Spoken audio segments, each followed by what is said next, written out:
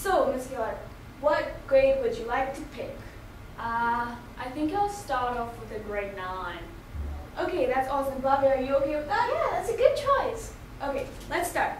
The first question for grade 9 is, define externalities of consumption. Your timer starts now.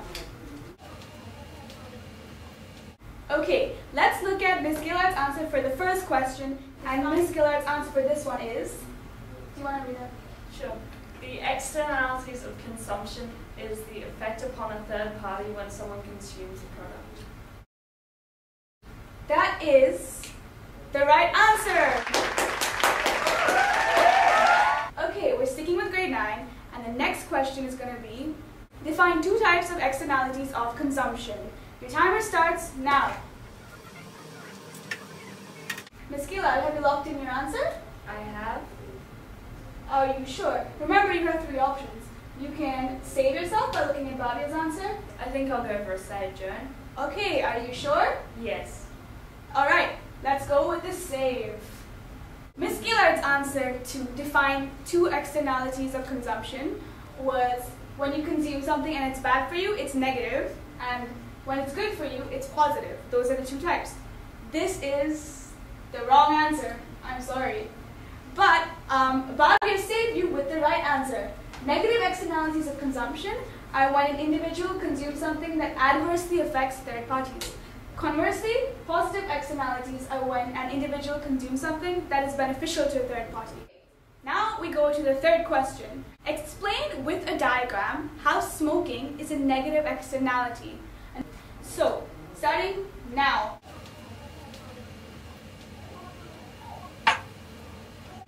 So, are you both done with your answers?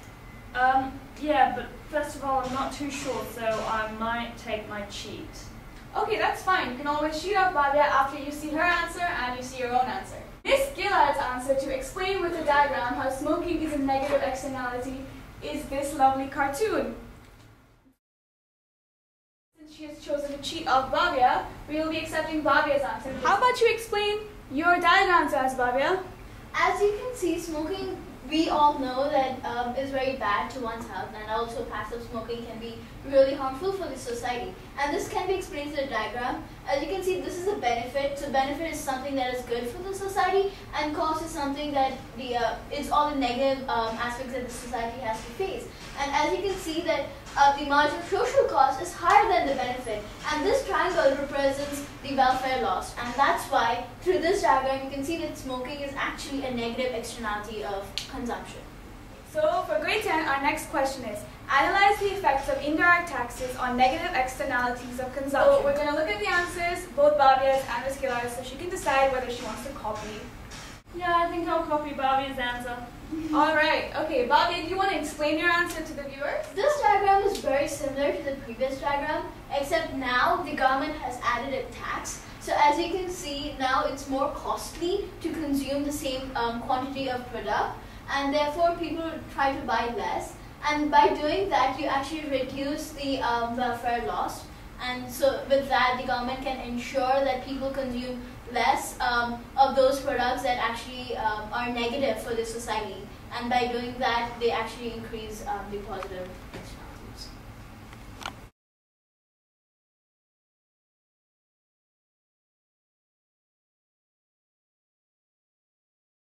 Okay, so basically it's very similar to the negative externalities of consumption, except that in the market for healthcare, as the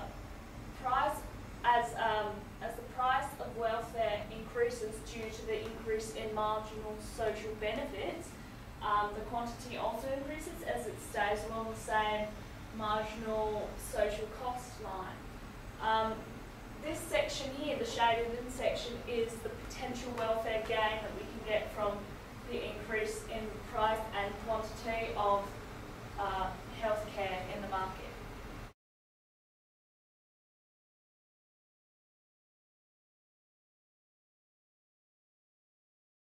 Okay, Ms. Gillard, so what do you think? How can we increase positive externalities?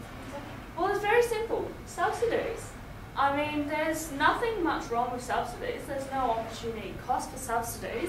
All it does is it decreases the price of some of the other positive externalities, which should mean that demand increases. Maybe by providing subsidies, you say that there's all this benefit, but in fact, it can actually be ruining people because companies may produce inefficiently and they may take advantage of the subsidy. Because they're getting money anyway, so why produce?